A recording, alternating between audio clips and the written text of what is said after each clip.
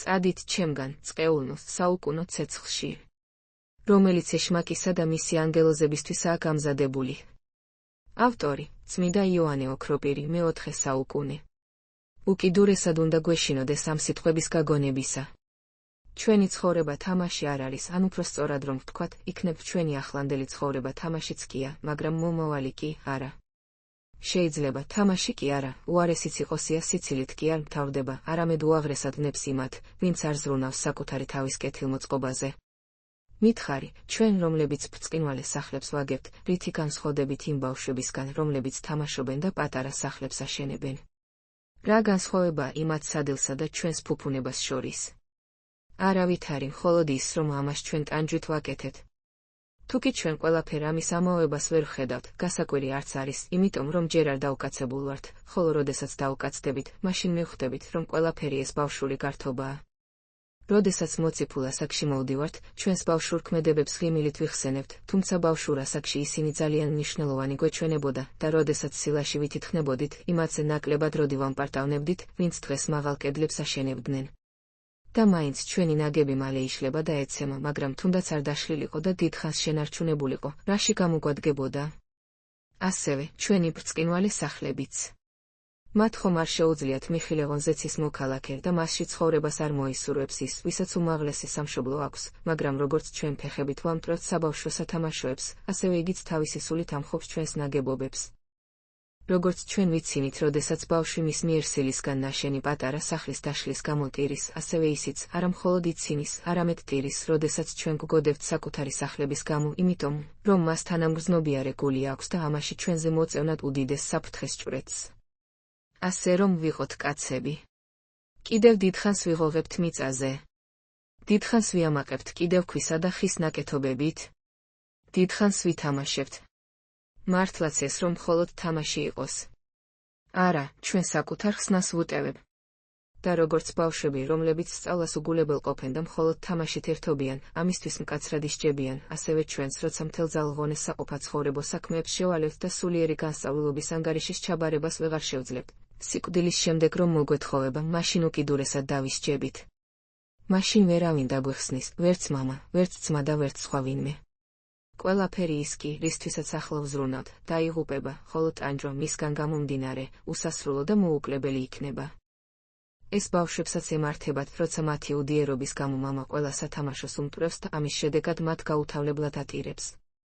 ჩემი სიტყვების სიმართლეში რომ დარწმუნდე, შესადარებლად მოგიყვანს სიმდიდრეს, რომელსაც ადამიანები ყველაზე მეტად მიხილეჩნევენ სასურველად და მას, რომელსაც გნებავს იმ სულიერ სათნოებას დაუპირისპირებ, მაშინ მთელ მის სისუსტეს ცხადად იხილავ, მაშინ. წარმოვიდგინოთ ორი ადამიანი, და მე უკვე აღარ ვლაპარაკობ მომხვეჭელობაზე, არამედ სწორი გზით მონაპოვარ სიმდიდრეზე, და ერთმა მათგანმა გაამრავლოს თავისი ქონება, თუნდაც სხვა გადაცუროს, მიწა დაამუშავოს და გამოიყენოს ყველა სხვა მეთოდი სიმდიდრის მოსაგროვებლად, თუმცა არც კი ვარ დარწმუნებული, რომ ამ გზით შეძლებს კანონიერი მონაპოვარი დააგროვოს, მაგრამ დაუშვათ, რომ კანონიერი გზით აგროვებს მონაგებს. თუნდაც ასე იყოს, ედულობდეს იგი მიწებს, მონებს და უამრავ სხვა ქონებას, და მის ამ შენაძენში ნუ იქნება მცირედი უსამართლობაც. ხოლო ამის საპირისპიროდ მეორემ, ასეთივე მდიდარმა, გაყიდოს თავისი მიწები, სახლები, ოქროს და ვერცხლის ჭურჭელი და მთხოვნელებს დაურიგოს, შეუმსუბუქოს ხატაკებს ხვედრი, მკურნალოს დავრდომილთ, დაეხმაროს გაჭირვებაში მყოფთ, დახსნას ბორკილები, ერთნი კატორღული სამუშაოდან გაათავისუფლოს, მეორენი ჩამოხრჩობისგან იხსნას, ტყვეები გამოისყიდოსია. მაშ, მითხარი, ამ ორიდან თქვენ ვის მხარეზე დადგებოდით? თუმცა, მე ჯერ არ მithქვამს მათ მომავალზე, მხოლოდ ახლანდელზე. ამდენად რომელი მათგანის მიმდევრობას ისურვებდით, იმის რომელიც ოქროს იუნჯებს თუ რომელიც ხვებს იხსნის უბედურებისგან. იმის რომელიც მიწებს ყიდულობს თავისთვის, თუ რომელმაც თავისი თავი კაცთა მოდგმის მსახურებისთვის გადადო? იმის, ვინც ურიცხვი ოქროთია გარშემორტყმული, თუ რომელიც ქების გვირგვინითაა შემკული. არ ემსგავსება ეს უკანასკნელი ანგელოზს, რომელიც ზეციდან ადამიანთა გამოსასწორებლად ჩამოდის. ხოლო პირველი უმეტესად იმ ბავშვს არ ახგავს, რომელიც ყველაფერს უმიზნოდ და უაზროდ აგროვებს, ვიდრე ზრდასრულ ადამიანს. თუკი კანონიერი გზით მოპოვებული სიმდიდრეც კი ასეთი დასაცინი ხდება და უკიდურესი უგუნურების ნიშანია, მაშინ როგორ არ ვუწოდოთ ყველაზე უბედურესი იმას, ვინც დამატებით კიდევ უსამართლო გზით აგროვებს ამ სიმდიდრეს. თუ ის ახლაც კი დიდად დასაცინი ხდება, მაშინ რაოდენ ცრემლის ღირსი იქნება მისი ცხოვრება სიკვდილის შემდეგ, რასაც გეენია და სასופევლის დაკარგვა მოჰყვება. ახლა კი, თუ შენს გაინტერესებს, მოდი და სხვა სახის სათნოებაც განვიხილოთ. ამისთვის კვლავ სხვა ადამიანი წარმოვიდგინოთ, ამა სოფლის ძლიერი, ყველას განკარგულებელი, მაღალწოდებამოსილი, რომელსაც ჰყავს ბრწყინვალე ამბავთმოუწყებელი, საჭურვლის მტვირთელთა და მსახურთა დიდი სიმრავლე. არ გესახება შენ ეს დიდ და სასურველ მიღწევად. ახლა ამას დავუპირისპიროთ სხვა ადამიანი, უბოროტო მშვიდი, მორჩილი და სულგრძელი, შეურაცხყოფ მცემონიგი, მან კი ეს მოთმინებით გადაიტანოს და აკურთხებდეს, ვინც ასე ექცევა.